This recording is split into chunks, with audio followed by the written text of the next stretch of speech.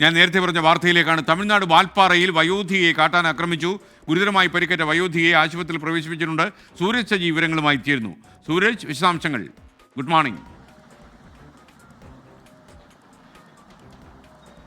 തമിഴ്നാട് വാൽപ്പാറയിലാണ് വയോധികയ്ക്ക് നേരെ കാട്ടാനാക്രമണം ഉണ്ടായിരിക്കുന്നത്. ഇന്നലെ രാത്രി 11 മണിയോടുകൂടിയാണ് ഈ എടയാർ എസ്റ്റേറ്റിലെ താമസക്കാരിയായിട്ടുള്ള അന്നലക്ഷ്മി, 67 വയസ്സായിരുന്നു, ഇവരെ കാട്ടാൻ ആക്രമിക്കുന്നത്. ഇവിടെ 12 വീടുകളാണുള്ളത്.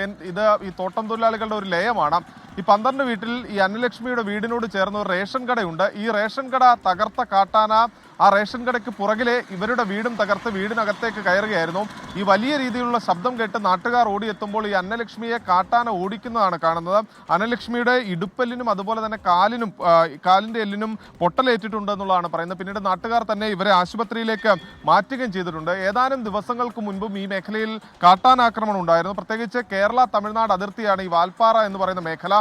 ഈ വാൽപ്പാറയിൽ രൂക്ഷമായ രീതിയിൽ കാട്ടാനാക്രമണം മാറിയിരിക്കുന്നു എന്നുള്ളതാണ് പറയുന്നത്. കഴിഞ്ഞ ദിവസം ഈ പറമ്പിക്കുളത്തുള്ള ചില്ലിക്കൊമ്പൻ ഒരു വാഹനം കുത്തിമറിച്ചിടുന്നതിന്റെ അടക്കം ദൃശ്യങ്ങൾ നമ്മൾ കണ്ടതാണ്. അതുകൊണ്ട് തന്നെ ഈ കേരളത്തിൽ നിന്നുള്ള കാട്ടാനകളും തമിഴ്നാട്ടിൽ നിന്നുള്ള കാട്ടാനകളും മാറി മാറി ഈ മേഖലയിൽ, ഈ അതിർത്തി മേഖലയിൽ പ്രശ്നങ്ങൾ സൃഷ്ടിക്കുന്നു എന്നുള്ളതാണ് പ്രദേശവാസികൾ ചൂണ്ടിക്കാണിക്കുന്നത്. എന്തായാലും പരിക്കേറ്റ വയോധിക നിലവിൽ ഈ കോയമ്പത്തൂരിലെ സർക്കാർ ആശുപത്രിയിൽ ചികിത്സയിലാണ്.